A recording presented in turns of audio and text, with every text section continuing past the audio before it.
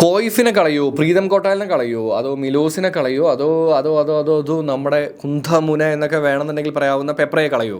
ആരെ കളയൂടെ? ഒരു പിടുത്തവും ഇല്ല. എന്തായാലും ജനുവരി ട്രാൻസ്ഫർ വിൻഡോ എൻ്റെ പൊന്നെ തുടങ്ങിയ സമയം മുതൽ റൂമേഴ്സിൻ്റെ കാര്യത്തിലാണെന്നുണ്ടെങ്കിലും ഈ ട്രാൻസ്ഫറും ലോണും കാര്യങ്ങളും ഒക്കെ കൊണ്ട് കേരള ബ്ലാസ്റ്റേഴ്സ് ഫുൾ പവറിലാണ്.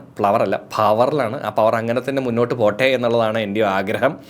എന്തൊക്കെയാണെന്നുണ്ടെങ്കിലും ടീമിന് ആവശ്യമായിട്ടുള്ള, അതായത് ഫ്യൂച്ചറും കൂടെ ചിന്തിച്ചു കൊണ്ടുള്ള എല്ലാ തരത്തിലുള്ള മൂവുകളോടും എനിക്ക് യോജിപ്പ് തന്നെയാണുള്ളത്. എന്തായാലും നമുക്ക് കാത്തിരിക്കാം. ഇതിനെയൊക്കെ പറ്റിയിട്ടാണ് ഇന്നത്തെ എപ്പിസോഡ്. അപ്പോൾ എന്തായാലും വീഡിയോ ഇഷ്ടപ്പെടുകയാണെന്നുണ്ടെങ്കിൽ ലൈക്കും ഷെയറും സബ്സ്ക്രൈബും ചെയ്ത് കൂടുന്ന കാര്യം മറക്കരുതെന്ന് ഓർമ്മിപ്പിച്ചുകൊണ്ട് വെൽക്കം ടു ആൻഡപ്പൻ ടോക്കീസ്.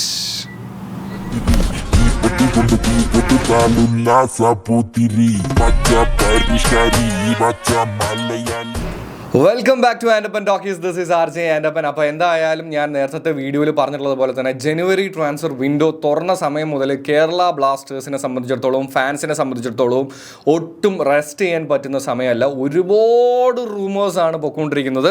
അങ്ങനെ അതിൽ ചില റൂമേഴ്സിൻ്റെ ഏകദേശം കൺഫർമേഷനാണ് ഞാനിപ്പോൾ ഈ വീഡിയോയിൽ എടുക്കുന്നത് കേട്ടോ. അതിലൊന്നെന്ന് പറയുന്നത്, നിലവിൽ ഒഡീസ എഫ് സിക്ക് വേണ്ടി കളിച്ചുകൊണ്ടിരിക്കുന്ന അമയെ നമുക്കറിയാം, ഡിഫൻഡറാണ്.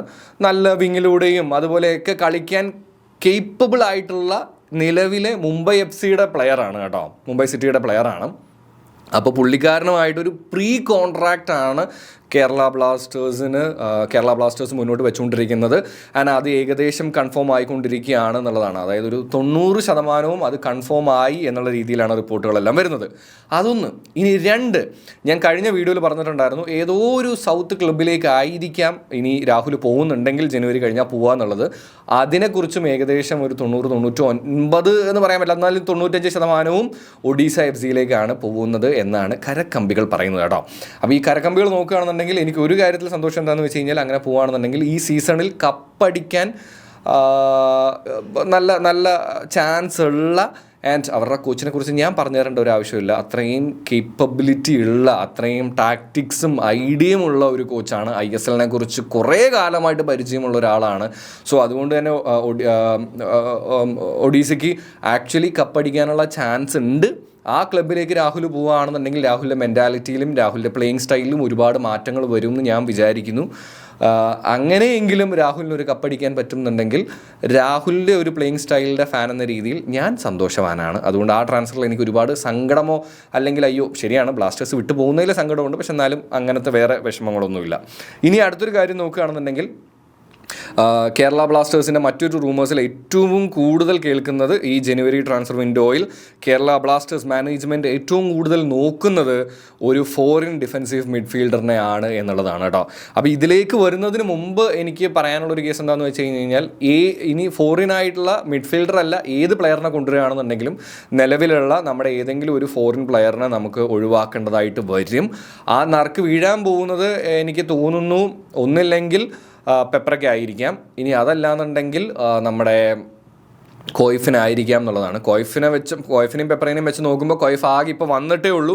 കോയിഫിനെ നമുക്ക് പലപ്പോഴും ഭയങ്കര ക്രൂഷ്യലായിട്ടുള്ള സിറ്റുവേഷൻസിൽ ഇട്ടിരിക്കുന്നത് കൊണ്ട് തന്നെ പുള്ളിയുടെ ടോട്ടൽ കേപ്പബിലിറ്റിയും സ്കില്ലുകളും കാര്യങ്ങളും ഒന്നും നേരെ നമുക്ക് കാണാൻ പറ്റിയിട്ടില്ല എന്നാണ് ഞാൻ വിശ്വസിക്കുന്നത്. പക്ഷെ എന്തായാലും ഈ രണ്ട് പേരാണ് ഇപ്പോൾ നമ്മൾ ഒഴിവാക്കുകയാണെന്നുണ്ടെങ്കിൽ അതിനുള്ള ചാൻസസ് കൂടുതൽ. അതിൽ പെപ്രയ്ക്കും ചാൻസസ് ഭയങ്കര കൂടുതലാണ്. കാരണം പെപ്രേനെയും ഒരു ഫസ്റ്റ് ഓപ്ഷനായിട്ടോ ഒരു സെക്കൻഡ് ഓപ്ഷനായിട്ടോ പലപ്പോഴും സ്വീകരിക്കാതെ മാറ്റി വെക്കുന്നതായിട്ട് എനിക്ക് തോന്നിയിട്ടുണ്ട്.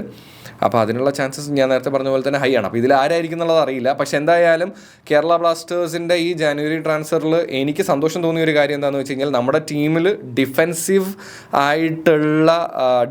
ലൈനിൽ നോക്കുകയാണെന്നുണ്ടെങ്കിൽ ഒരു നല്ല ഡിഫൻഡർ വരണം, അതിനുള്ള കാര്യങ്ങൾ നോക്കുന്നുണ്ട്. അതുപോലെ തന്നെ ഒരു ഡിഫെൻസീവ് മിഡ്ഫീൽഡർ റോളിൽ നമുക്ക് ശരിക്കും പറഞ്ഞു കഴിഞ്ഞാൽ ഒരു ഭയങ്കര ലാക്കിംഗ് ഉണ്ട്. മിഡ്ഫീൽഡിൽ ഇപ്പോൾ ഡാനിഷും അതുപോലെ തന്നെ ഫ്രെഡിയും ഒക്കെ കുറേ കഷ്ടപ്പെടുന്നുണ്ടെങ്കിലും ടു ബി ഓണസ്റ്റ് അവരുടെ പ്ലേ ഒന്നും ടു ദ മാർക്ക് പോരാ എന്നുള്ളതാണ്. സോ അപ്പോൾ അതുകൊണ്ട് തന്നെ ഒരു ഫോറിൻ ഡിഫെൻസീവ് പ്ലെയർ വരുന്നത് എന്തുകൊണ്ടും നല്ലതാണ്. അങ്ങനെ വരുമ്പോൾ എനിക്ക് തോന്നുന്നു ഡിഫൻസ് ഫുൾ ഇന്ത്യനെ വെച്ച് കളിപ്പിക്കാനുള്ള പരിപാടി ആയിരിക്കാം, അല്ലെങ്കിൽ ചിലപ്പോൾ ഒരു ഫോറിൻ, എങ്ങനെയാണ് കാര്യങ്ങളൊന്നും അറിയില്ല. എന്തായാലും നല്ല ന്യൂസാണ്, അങ്ങനെ വരണം. കാര്യം എന്താണെന്ന് വെച്ച് കഴിഞ്ഞാൽ കേരള ബ്ലാസ്റ്റേഴ്സിന് വളരെ അത്യാവശ്യം എന്നല്ല, വളരെ വളരെ വളരെ വളരെ വേണ്ടപ്പെട്ട ഒരു ഒരു ഒരു ഒരു പൊസിഷനിലുള്ള പ്ലെയറിനെയാണ് എന്തായാലും നോക്കുന്നത്. പക്ഷെ അത് ആരാണ്, എന്താണ്, ഏത് ക്ലബ്ബിൽ നിന്നാണ് എന്നുള്ള കാര്യങ്ങളെക്കുറിച്ചൊന്നും അറിയില്ല. എൻ്റെ ഒരു പേഴ്സണൽ ആഗ്രഹം അത് ISL അറിയാവുന്ന ഒരാളാണെന്നുണ്ടെങ്കിൽ അഡോപ്റ്റ് ആവാനും അതുപോലെ തന്നെ പെട്ടെന്ന് കാര്യങ്ങളൊക്കെ ഒന്ന് ഈസി ആയിരിക്കും ആ പ്ലെയറിനെ സംബന്ധിച്ചിടത്തോളം, ക്ലബിനെ സംബന്ധിച്ചിടത്തോളം. നമ്മുടെ ഇപ്പോഴത്തെ നിലവിലെ സിറ്റുവേഷൻ അനുസരിച്ചുകൊണ്ട് അവൻ പഠിച്ചോട്ടെ എന്ന് വെക്കാനുള്ള സമയമൊന്നും സത്യം പറഞ്ഞു കഴിഞ്ഞാൽ നമുക്കില്ല. ഓൾറെഡി 14 മത്സരങ്ങൾ കഴിഞ്ഞു. അതിൽ നിന്ന് ആകെ 14 പോയിന്റ് മാത്രമേ നമുക്ക് നേടാൻ പറ്റിയിട്ടുള്ളൂ. നാളെ ഇനിയിപ്പോൾ പഞ്ചാബുമായിട്ട് നമുക്കൊരു മത്സരം ഉണ്ട്. അത് മിക്കവാറും പഞ്ചാബിൻ്റെ മോശം സമയമാണെന്നുണ്ടെങ്കിൽ പോലും ജയിക്കാനായിട്ട് പറ്റുമോ ഇല്ലയോ എന്നുള്ളതൊക്കെ നമുക്ക് കണ്ടു തന്നെ അറിയേണ്ട അവസ്ഥയാണ്.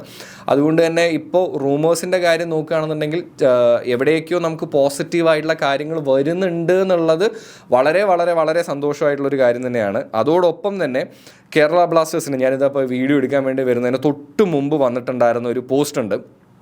അതെന്താണെന്ന് വെച്ച് കഴിഞ്ഞാൽ ഫാൻ അഡ്വൈസറി ബോർഡ് എന്ന് പറഞ്ഞിട്ട് നമ്മൾ പുറം രാജ്യത്ത് പല ക്ലബ്ബുകളിലും കണ്ടിട്ടുണ്ട്. ഇപ്പോൾ ചെൽസിയിൽ, ബാക്കിയുള്ള ക്ലബ്ബുകളിലെല്ലാം, ചെൽസിയിൽ മാത്രമല്ല ഒരുപാട് ക്ലബ്ബുകളിലുണ്ട്. ആ സംഭവം നമ്മുടെ കേരള ബ്ലാസ്റ്റേഴ്സിൽ ഇൻട്രൊഡ്യൂസ് ചെയ്യാനായിട്ട് പോവുകയാണ് എന്നുള്ളതാണ്, which will be A very good thing. അത് മാനേജ്മെൻറ്റിൻ്റെ പല കാര്യങ്ങളിലാണെന്നുണ്ടെങ്കിലും ബാക്കി സംഭവങ്ങളിലൊക്കെ ആണെന്നുണ്ടെങ്കിലും കുറച്ചും കൂടെ ഫാൻസിന് ഇടപെടാനുള്ള സ്പേസ് കിട്ടാൻ പോകുന്നൊരു സംഭവമാണ്. സോ അതുകൊണ്ട് തന്നെ ഞാനിപ്പോൾ നിലവിൽ അതിനെ ഒരു പോസിറ്റീവായിട്ടാണ് എടുക്കുന്നത്. എന്തായാലും അതിൻ്റെ ഒരു അനൗൺസ്മെൻറ്റും കേരള ബ്ലാസ്റ്റേഴ്സിൻ്റെ ഒഫീഷ്യൽ പേജിലൂടെ ഇപ്പോൾ നിലവിൽ വന്നിട്ടുണ്ട് എന്നുള്ളതാണ് കേട്ടോ. അപ്പോൾ എന്തായാലും ഞാൻ നേരത്തെയും മുമ്പും ഒക്കെ പറഞ്ഞതുപോലെ തന്നെ ജനുവരി ബ്ലാസ്റ്റേഴ്സിനെ സംബന്ധിച്ചിടത്തോളം, മഞ്ഞപ്പടയെ സംബന്ധിച്ചിടത്തോളം, ഫാൻസിനെ സംബന്ധിച്ചിടത്തോളം എല്ലാം കൊണ്ടും ഫുൾ പവർ തന്നെയാണ്. എന്തായാലും നിങ്ങൾ ആഗ്രഹിക്കുന്ന ഒരു ട്രാൻസ്ഫർ ഉണ്ടാവുമല്ലോ. ചിലപ്പോൾ നമ്മുടെ ടീമിലേക്ക് വരണം എന്നുള്ളതായിരിക്കാം, ചിലപ്പോൾ അങ്ങോട്ട് പറഞ്ഞ് കളയണം എന്നുള്ളതായിരിക്കാം. അതിനെപ്പറ്റി താഴെ ഒന്ന് കമൻറ്റ് ചെയ്യുക കേട്ടോ. ആൻഡ് വീഡിയോ ഇഷ്ടപ്പെടുകയാണെന്നുണ്ടെങ്കിൽ ലൈക്ക്, ഷെയർ, സബ്സ്ക്രൈബ് ചെയ്തൊന്ന് സഹായിക്കണം എന്ന് ഓർമ്മിപ്പിച്ചുകൊണ്ട് Andappan is signing of.